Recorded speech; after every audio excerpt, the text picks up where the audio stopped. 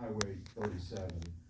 And obviously, we know those plans change, but we continue to have dialogues with them. The council has passed a resolution that would continue to work with Trans-Systems on alternate corrections and alternate ways to face the issues there at Broadway and Highway 37. So I'm gonna let Kevin kind of bring you up to speed on some of those conversations we've been having with Trans-Systems. Trans-Systems is currently starting to gather the data for traffic counts and studies and crash information at that intersection, and building that information so that we can come back and look at what's going on at a current level versus the years in the past that they looked at it.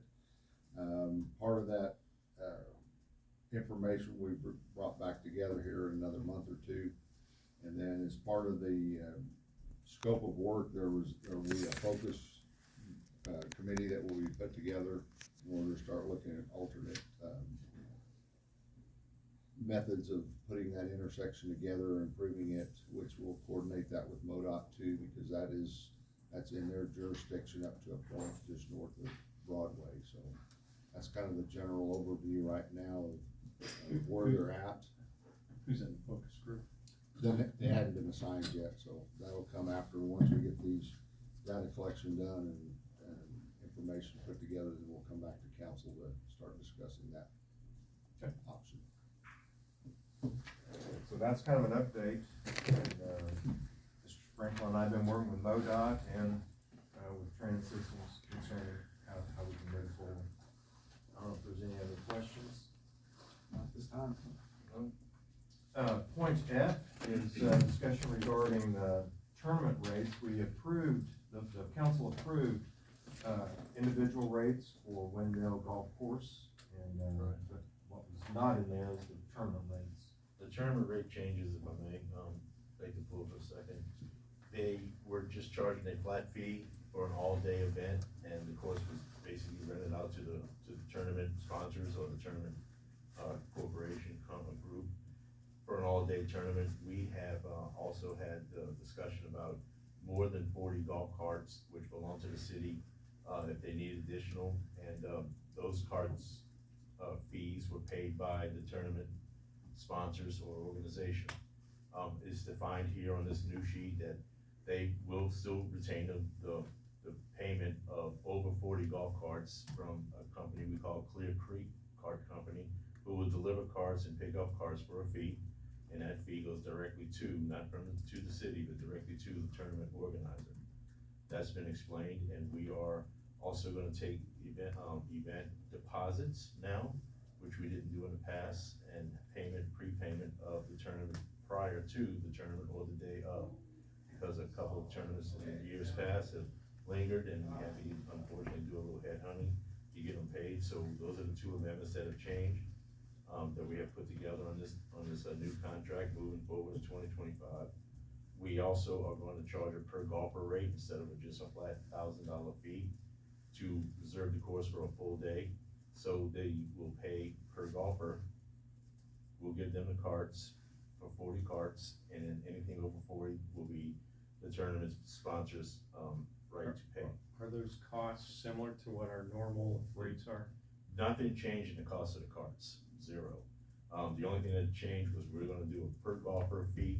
It'll be golf and cart rate for $25 per golfer, instead of they just paying the city $1,000 and take all of our resources from us, the course for the day. So we are gonna do it that way and build a better revenue stream with just instead of $1,000 fee to the organization who wants to have a tournament. We've already enlightened the information to most of the reserves tournaments this year, and have had no problems, no recourse or any conversation from them. Do we still have to do this 30-day notice like we had with the golf rate course? Is this something I didn't find that in this conversation as I did my research on it, so I would assume that probably not. I would like to just attend to do the $25. The only thing that's changing is we're gonna collect a deposit and payment up front, and change the rate from $1,000 rental of the course to a $25 per golfer fee. What you're asking, does this need to be in the ordinance Yeah, does it? as our policy? Did we pass it by ordinance, the individual rates? Okay, so yes, on the tenth, then we need to pass this by ordinance. And so, but we could start advertising right now, we could even contact those that have, sponsored tournaments in the past. We can just send out notice to them saying this is gonna be a rate increase. And it'll go, if it's approved, go into effect after the, 10th. Does this fee plus model mirror other? Oh, that's Municipal what we got courses. the idea, just Okay. started doing research about Okay, courses. How many tournaments do we have a year? Scheduled right now, I think we're at 10 or 11 already. Do we do those during the week or on the weekend? The new policy will give them any day they want, instead of, What's the binding current, them what's the to, current policy? you pick Monday through Thursday, Friday, Saturday, Sunday, or consider weekend rate. So- I think you'll have to consider, if they've already booked their tournament, are you gonna let them hold their tournament at the current rate, or the retro back, or are you gonna say that, no, you have to do the new rate? Well, we would like to do the new rate, because, the other rate was, a Monday through Thursday or a Friday, Saturday, Sunday rate. It was $1,000, and then it was 1,500 for a Friday, Saturday, Sunday. So Monday, through Thursday was 1,000, and Friday, Saturday, Sunday were 15, and a lot of tournaments booked Friday. So they try to get $1,000 rate, but they didn't, it was a $1,500 rate last year, according to the records that they have in the course. So, with this moving forward, it's just, the only change is gonna be a per golfer rate that they will pay at the time of the. So we're gonna expect to get more money using this new Expect scheme. to get more money, yes, sir. So the $1,500 rate is gonna remain for those days, or I thought I heard you say just a $1,000. It was mostly booked at $1,000 according to records now, even though they didn't follow the procedure of the course. There were many tournaments booked at $1,000 that were on a Friday. No, I mean this new policy. This new policy, is it 1,000 for all dates? This new policy is just per golfer. That's it, So it's gonna be the $1,000 fee for Monday through Thursday. it's just per golfer. So if they bring 100 golfers, it's $2,500. If they bring less, it's just $25 per golfer, which includes cart and golf for So we're $25. eliminating The the $1,000 and $1,500 Yeah, we'll fee. stick to it. I didn't know if I Yeah. heard that. Yeah, it's a simpler process, and everybody's equal. So one rate regardless of the day of the week. 1 a week per tournament, per more, yeah. And, we've already, we've got about 10 or 11 on the books, and these are just last year's tournaments coming back for this year. We're trying to attract more tournaments and other, organizers that have left Monad and went to local, Aurora and Catskill golf courses. So playing devil's advocate, if the actual cost of conducting or holding a tournament is going to increase, how would that attract? It's just the current rate, I'm trying to bring more revenue to the course. Because I think it was taken advantage of over the past few years of golf. They have, and even at the old rate, if we lost two major Monad areas, businesses, I don't wanna name them, but, we've lost them to Aurora and Catskill, not because of rate, just other things, just Because course of the conditions and stuff like that, conditions, yeah, so, right. with the budget numbers that come from the golf course, and it's in arrears, it's just an attempt to bring more fluency to what we need to do to maintain the course. It's maintenance and grass growing and payroll now and more. I think my recommendation would be to the council that we notice this, we notice that there's a potential rate increase coming. We vote on it, the 10th of April, but it doesn't go into effect until May 1. Just to provide notice, even though it's not required by ordinance, you're still providing, We still need to let people. yeah.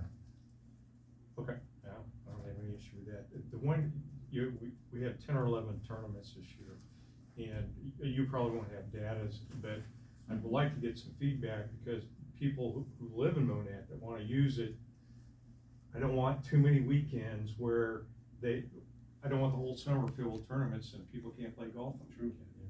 It's the reason So it's I'm one- not a member there anymore. Yeah. What? It's the reason I'm not a member there anymore. You can't get on between the leagues. weekends and tournaments most of the time, yeah.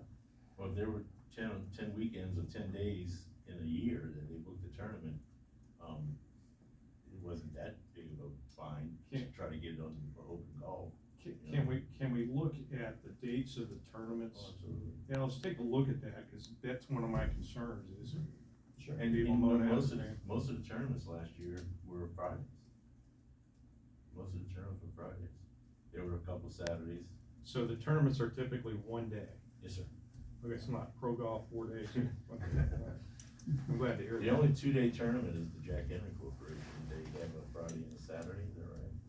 They're the only Yeah. 2-day tournament, on last year's calendar. But yeah, I could provide all of last year's numbers. Yeah, I wanna take a look at it. I'm not saying what we're doing is wrong and the tournaments are wrong, I just wanna take a look at it.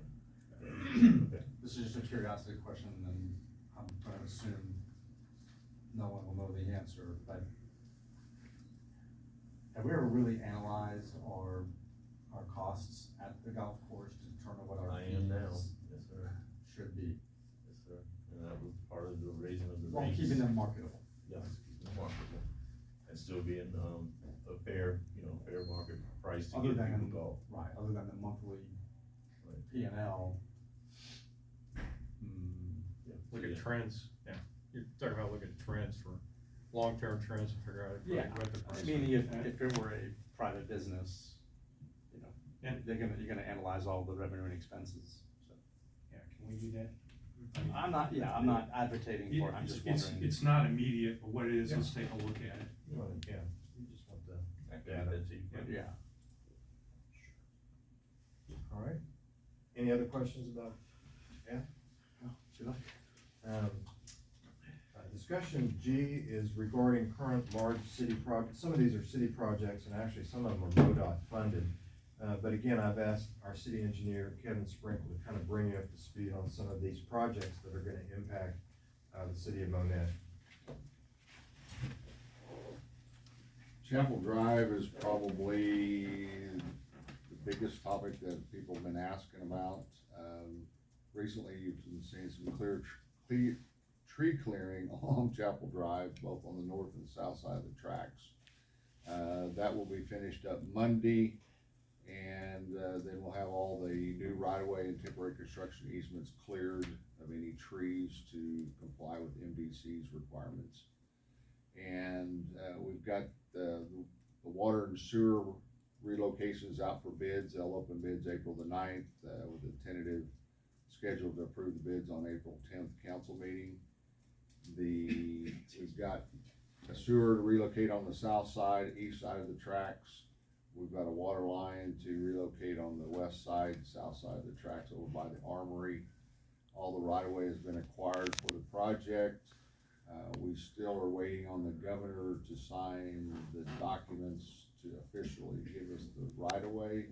We've got a temporary contract with them, sort of, to let us do what we need to do while we're waiting on the new governor to go through all the paperwork. Electric's all moved. Electric overhead's been moved last year.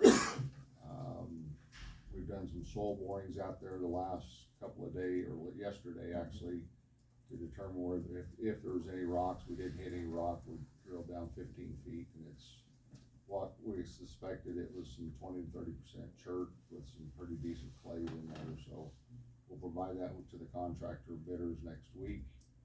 And so they hopefully get a better number on the bidding of the sewer line. The water line materials were originally gonna be done by the water line relocation, gonna be done by city forces. Based on scheduling now, we put that in the bid schedule so that it'll be done by contractor. That work will probably be done in some May, June, in that vicinity.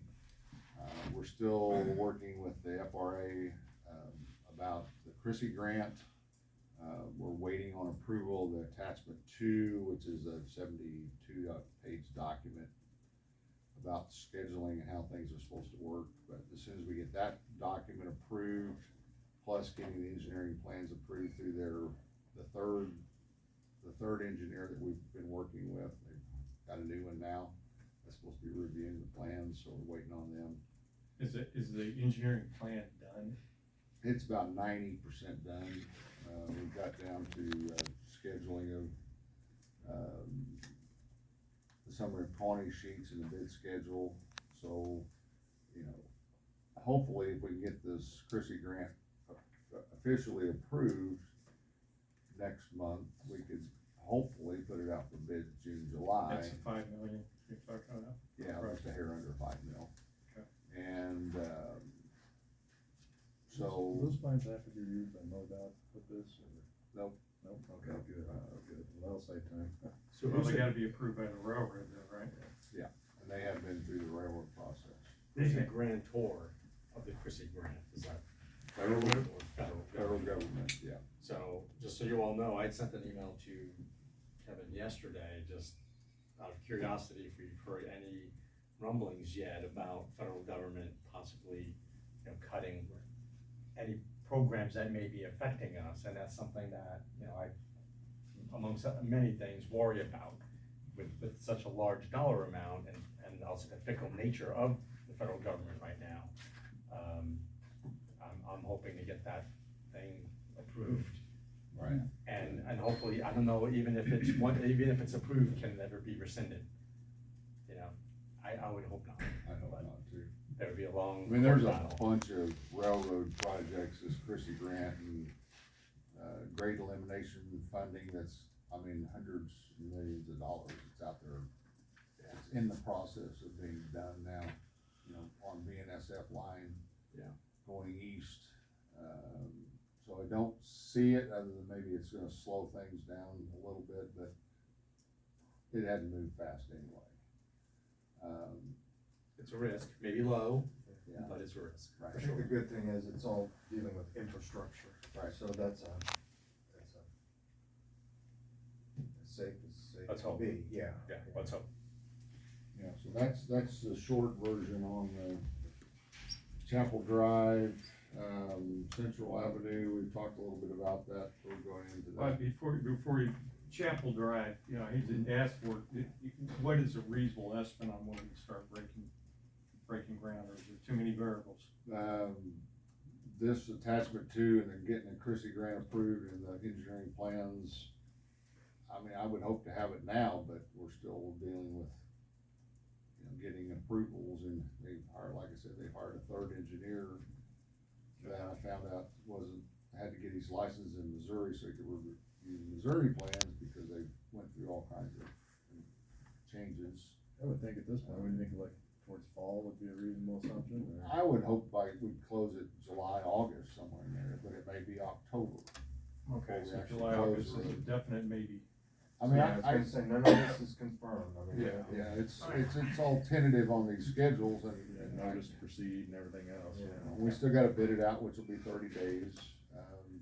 Once we get the Chrissy grant approved, Sandra, Mickey can file for a letter to MoDOT, they'll pay us $250,000. Just because we got that grant in place, that's the way the agreement's written. And the Burlington Northerns, they will at some point in time pay $250,000 too, to the city. Okay. We've got prerequisite approval to do the utility relocations, which is the water and the sewer. Yeah.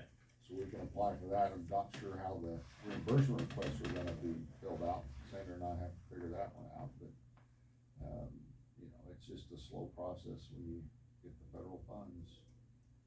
But, you know, it's looking like there's something gonna happen out there, with the trees got cleared, and, so keep getting these questions answered. We still gotta put in a water service, and, there's a couple of water line dips that we gotta do to get underneath storm sewers, plus the sewer extension over as part of our negotiations with one of the property owners.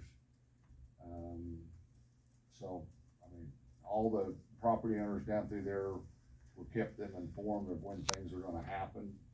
But until you see that road closed sign, we'll let everybody know, so make sure give them plenty of advance notice when it's gonna happen. But you'll see it some point in time, hopefully May, we'll put this thing out for bids, but I'm not real confident that's gonna happen in May, but I'm hoping for that, so. But it's progressing. Do we have even any I'll say, drawings and elevation type drawings of what that interchange is gonna look like. Yes, oh yeah, You plans, do? yeah. Yeah. Profiles are done, the bridge plans are done, we're waiting on a core permit to come back, because we're extending the box culvert down there on both sides, so for the fill height. Okay. The railroad right of way, one of the abutments will be on the south side of the box culvert. There's gonna be a couple of columns out in there,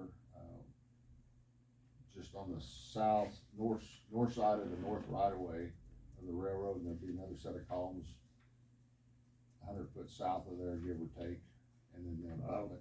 Guess I'll get with you sometime, and take a look Yeah, at. there's a at that. I mean, everything's, is it a steep, it's an eight, steep drop? 821. Okay. The bridge over here on Kyler is a 727. So, yeah, This is an if you 8. think that's steep, it's steep. It's a little bit steeper, but still within tolerances requirements. Okay. There's a sidewalk on one Salting side, during the winter, beet juice. beet juice. Beetlejuice? Oh. Did you want to say anything about, I know you said in on the, pre-construction meeting on the roundabout out of the airport there. That was one of the projects, yeah, any other questions on Chapel? No, sir. Okay. MoDOT had a pre-construction meeting a week ago Tuesday, to talk about the roundabout that's gonna go on Highway 60. They're starting on the west end over by the Oklahoma line, west of Neosho. There's, the roundabout at 97 and 60 is not slated till April-ish of next year. MoDOT has some other projects going on, which is a chip and seal on 97 from 60 over to Chapel up to the city and city of Pierce City. I don't remember the schedule for the roundabout on Farm Road 1100. That's far gone now. That's, I think, That's 27. That's another Another project. project. MoDOT is also gonna overlay mill and fill Highway 60 from the Oklahoma line, 237. I think the scheduling bidding got pushed back according to Beth. But it's gonna be done too, so there'll be several projects on Highway 60 in the next year or so. What about the westbound lanes of I- 60? Repair the intersection, Yeah, is that a separate repair project maybe? Don't know scheduling on that. I Okay. don't, he may. No, I don't, I think right now I'm gonna up the complaining, Okay, yeah. do you need help? I may, yeah, no, it needs to be fixed. Very much so. One of the comments in the pre-construction was about the access to the airport. MoDOT brought it up at the meeting, then, the mayor had come in there during the meeting, so I relayed that to them too, that they're concerned about getting access into the airport for Jack Henry and the airport. So they're working on some solution to that. There was a detour route, I thought. Yeah, they're working on a temporary bypass or detour, whatever you wanna call it, so you wouldn't have to go all the way It's- around. Yeah, because it's not like, okay, you just take 1 mile south, 1 mile over, it's not like that, because that's the way the roads are laid out there. So- MoDOT stays on their routes when they do bypasses, but locals usually find other ways to get around. We just recently finished the water line relocation out the airport for the new right of way for the roundabout, finished that up last Friday. They cleaned it up yesterday, so that's done, everything's back on service. That's all there is about the roundabouts anyway, so any questions about that? Okay. Are you gonna touch on the project MoDOT from, 60 up to Broadway? Yes. Okay. Next month in May, MoDOT has scheduled to do mill and fills from 37 and 60, the golf course, north up around the curve up to basically Wellbomb, so they'll be milling and filling that. And the north end of the project stops where I'll say the old roundabout plans started, is what I understand based on that. Blevins will be doing that work, plus, MoDOT will be milling and filling from, 13th and Cleveland, which is basically the football field, Right. east out to Highway 60, so they're gonna be overlaying that, and they're gonna be doing a 2-foot widening on both sides of the road, so that we'll get a little bit wider field down through that section. Now, they own that intersection too, right? That's a good question. It's kind of split. If you look at the right-of-way map, it kind of stops or starts at 13th and Cleveland and goes east. MoDOT they maintain the traffic signals. Right. At 13th, Sonic, Dairy Queen, County, they maintain that is the way the agreement was written when we put those in. Because the condition of that intersection, I think, also needs some attention, so I Yeah, guess there's, that's us. well, the south lane going on 13th where the rutting is occurring, which Yes. you're talking about, Yeah, that's part of the city's responsibility. okay. And I, it's very possible that we could get some joint efforts with Blevins to mill out those ruts while they're in there doing that. Okay. Scott, Crabtree with Blevins reached out to me right after that meeting and let me know, cause I didn't know when they was getting ready to do the mill and fill on those. Maybe do it at MoDOT's prices.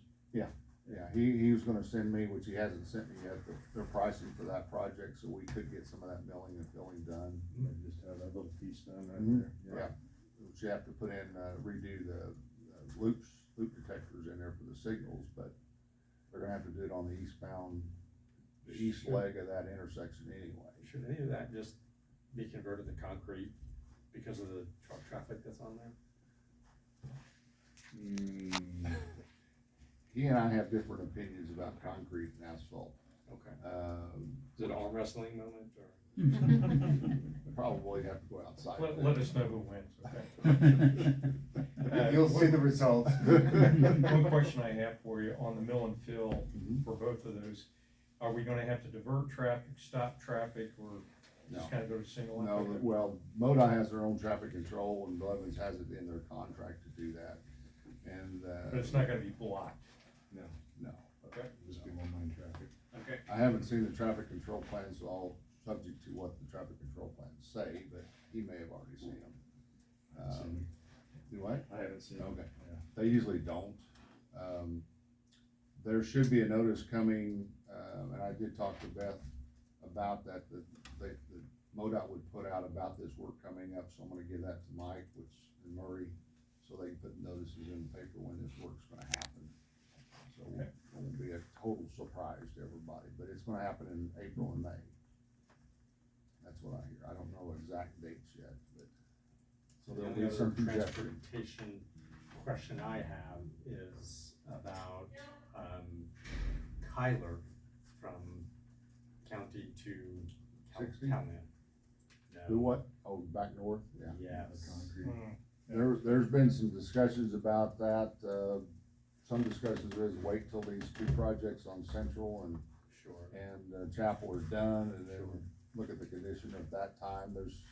Skip's had, what, 10 or 15 water line breaks Right. that they patched through Then we there. had Spire through there too, right?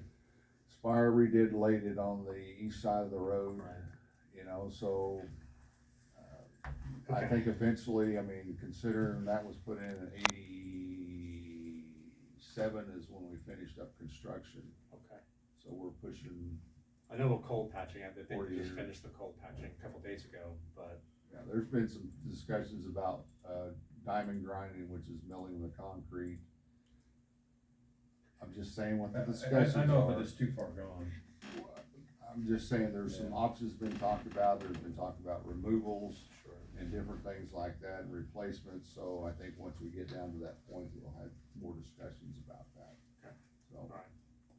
Well, thank you. Appreciate they're it. also on the rutting on Highway 60 and 37. Uh-huh. I understand they're gonna put that rutting on it's the east leg, they're gonna put that in the contract to get rid of those ruts. Oh, good, okay, Is what I've been told last week, so. okay, so they will extend a little bit. Yeah. Okay, Yeah. very good. Cause they're getting pretty bad on the rutting. They are, And extremely bad. Tyler Street from 60 to county is getting to the point that it's been probably 15 years since we milled and filled that. So there's a lot of streets, as you well know, needs attention. Right. It's just the timing and monies on when we can get to those streets. Higher volumes. kind of scattered all over town. Yeah. So, Okay. you wanna go back to the other projects too? Did you cover Central, where we're at with? Just the- Just talking about what we did on Okay, looking at the traffic volumes and counts and yeah, just stuff like that. We haven't really got into where we're at on the plans, using the plans that's there. We did talk about where we cut that off just north of Broadway. There is utility relocations consisting of this water lines, which Skip and I have talked about that too, that would need to be put into the schedule, which I don't know if they got in the budget or not. Not in my budget. So, there's probably 3 or 4 blocks that needs to be moved. There's probably 15 locations where the water lines would have to be dipped underneath the storm sewer, to account for the new storm sewer that would be going in across the streets. There's some major intersection work with water lines up at Benton, I think it's Benton, or maybe Scott Street, where we have small lines crossing the roads that would need to be upgraded as part of the water line relocation. The budget, Well, you got about a block there, Scott, the fleet Yeah. on the 4 inch needs to be replaced, got a bunch of 4 inch down there in the intersection of Broadway that's Right. gonna have to estimate up. which the Broadway would not be included in this scope right now as far as water line relocation, subject to what comes out of the. That's right, the one that's on Front Street, down Front Street off First, or You might be thinking of stormwater. The stormwater, the storm sewers, yes, the storm sewers. which we have a water line that runs right through the middle of the storm sewer down there. Yeah. That was Correct. Yeah, it goes right through the middle I of the thought you box. moved that. No, No. Yeah, it's right in the middle of it. Yeah. It was leaking.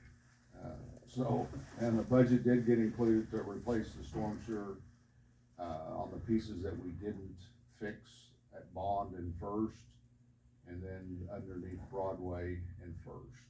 Was kind of included in the budget. I haven't talked to Dave about scheduling of those yet, which also the storm sewer over on 9th to 10th on Kale is in the budget, which that thing is not good at all. I think that kind of fills you in on Central, the TAP 23 sidewalk projects. We've got some paperwork to get through with MoDOT to get the consultants. We've already hired CJW to do the work. They haven't started yet, so I would anticipate probably May, June, I think probably get started on their preliminary design plans to do that, which usually with the MoDOT reviewing the plans, it takes about 9 months to get everything approved. So I would anticipate the sidewalks to be next year's budget with some dollars of engineering in this year's budget. Okay. Lowe's Lane, Governor's Cost Share, that, will be on the council's agenda for April the 10th to approve that plan that's in place. There's some talk about some amendments to the TIF plan, which are in the process of being developed right now. Haven't put that project out for bids yet. Probably go out for bids next month, the way it's looking. I'll open bids in probably the 1st of June and start construction in July, somewhere in that vicinity, July, August. That should be about a 3 to 4 month project, depending on who the contractor is. Hopefully that will be done within this budget year and get that behind us. We've had a discussion, Mickey and I did with MoDOT, to make sure that they know what's going on with this project. And the timing of that, of the governor's cost share is intertwined with the TIF 3 project. So making sure all that falls into place. It's been a slow process to get to here, but I think we're about to that point. I can't think of anything else at this time, unless somebody else. I'm very excited that, one of our operational teams, functional teams is it's called the operations team. We're gonna start meeting, our first meeting is next Tuesday. It's a weekly meeting. Kevin will be a part of that, Skip, Dave Dunn, Jaden actually as well, because construction's going on at the airport, myself. but that's really so that we can communicate better and know where we're at on all these projects. The projects that are currently on the books, MoDOT's projects, and all projects for the future. So, again, I appreciate Mr. Sprinkle and his work and his knowledge about the city, and I'm looking forward to us even be a closer team as we look at these projects. Thank you, sir. One thing that, in the March, council meeting, we approved the dropping of interim and, putting on our emergency management coordinator, which is David Compton. And, according to ordinance, Dave has to be sworn in for that position, so we'd like to swear him in right Yeah, you've been waiting a while, haven't you? now. Yeah, Yeah, so remember- Kelly will lead the, Swear in, not swear at. yes. Well, that comes later.